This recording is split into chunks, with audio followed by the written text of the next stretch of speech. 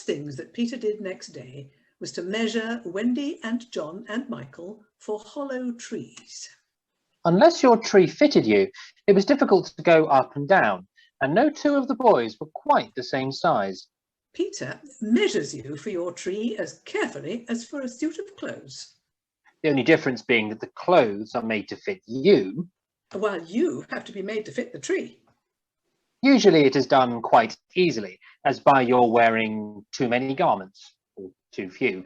But if you are a bumpy in awkward places, or the only available tree is an odd shape... Michael fitted their trees at the first try. But John had to be altered a little. Well, after a few days' practice, they could go up and down as gaily as buckets in a well. And how ardently they grew to love their home under the ground. Especially Wendy. It consisted of one large room, as all houses should do, with a floor in which grew stout mushrooms of a charming colour, which were used as stools. A never tree tried hard to grow in the centre of the room, but every morning they sawed the trunk through, level with the floor. By tea time, it was always about 2 feet high, and then they put a door on top of it, the whole thus becoming a table. As soon as they cleared away, they sawed off the trunk again, and thus there was more room to play. The bed was tilted against the wall by day and let down at 6:30, when it filled nearly half the room, and all the boys slept in it, lying like sardines in a tin. There was a strict rule against turning round until one gave the signal, when all turned at once, to prevent anyone falling out. It was rough and simple, and not unlike what baby bears would have made of an underground house in the same circumstances. But there was one recess in the wall, no larger than a birdcage, which was the private apartment of Tinkerbell. It could be shut off from the rest of the house by a tiny curtain, which Tink, who was most fastidious, always kept drawn when dressing or undressing. There was the chandelier from Tiddlywinks for the look of the thing, but of course she lit the residence herself. Tink was very contemptuous of the rest of the house, as indeed was perhaps inevitable, and her chamber, though beautiful, looked rather conceited, having the appearance of a nose permanently turned up. I suppose it was all especially entrancing to Wendy, because those rampageous boys of hers gave her so much to do. Really, there were whole weeks when she was never above ground. You never exactly knew whether there would be a real meal or just a make-believe.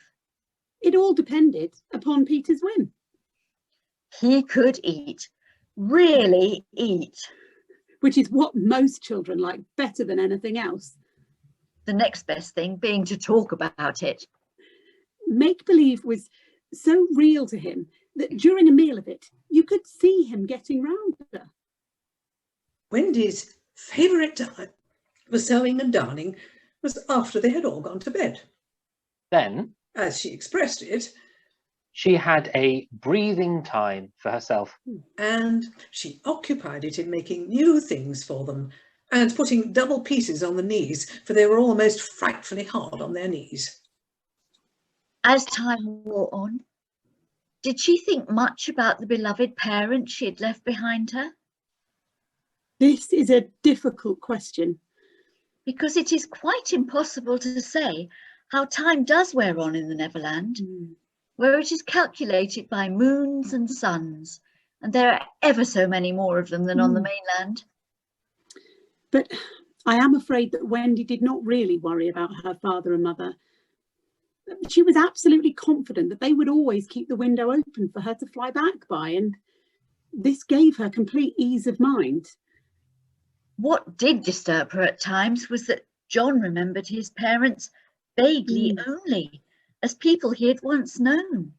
While Michael was quite willing to believe that she really was his mother. These things scared her a little, and, nobly anxious to do her duty, she tried to fix the old life in their minds by setting them examination papers on it, as like as possible to the one she used to do at school. They were just everyday questions, and when you could not answer them, you were told to make a cross. And it was really dreadful what a number of crosses even John made. By the way, the questions were all written in the past tense. What was the colour of Mother's eyes, and so on. Wendy, you see, had been forgetting too. Adventures, of course, as we shall see, were of daily occurrence. But about this time, Peter invented, With Wendy's help. a new game that fascinated him enormously, Until he suddenly had no more interest in it. which was what always happened with his games. It consisted in pretending not to have adventures.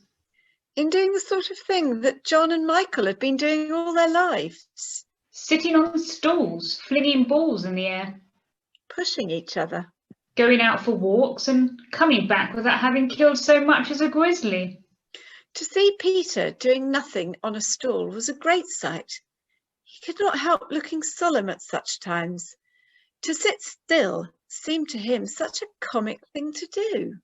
The difficulty we now have is which real adventure to choose to share with you. Should we take the brush with Tiger Lily at Slightly Gulch? The extraordinary upshot of this adventure was But we have not decided yet that this is the adventure we are to narrate. Perhaps a better one would be the night attack by Tiger Lily's tribe on the house under the ground, when several of them stuck in the hollow trees and had to be pulled out like corks. Or we might tell how Peter saved Tiger Lily's life in the Mermaid's Lagoon and so made her his ally. Or we could tell of that cake the pirates cooked so that the boys could eat it and perish. And how they placed it in one cunning spot after another. But always Wendy snatched it from the hands of her children, so that in time it lost its succulence and became as hard as a stone. And was used as a missile. And Hook fell over it in the dark. Or supposing we tell of the birds that were Peter's friends, Particularly of the never bird that built in a tree overhanging the lagoon. and how the nest fell into the water, and still the bird sat on her eggs. And Peter gave orders that she was not to be disturbed. A shorter adventure And quite as exciting, was Tinkerbell's attempt with the help of some street fairies. to have the sleeping Wendy conveyed on a great floating leaf to the mainland. Fortunately, the leaf gave way and Wendy woke, thinking it was bath time, and swam back. Which of these adventures shall we choose? The best way will be to toss for it.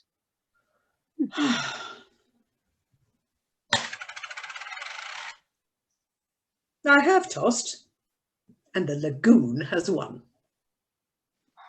This almost makes one wish that the Gulch or the cake or Tink's leaf had won.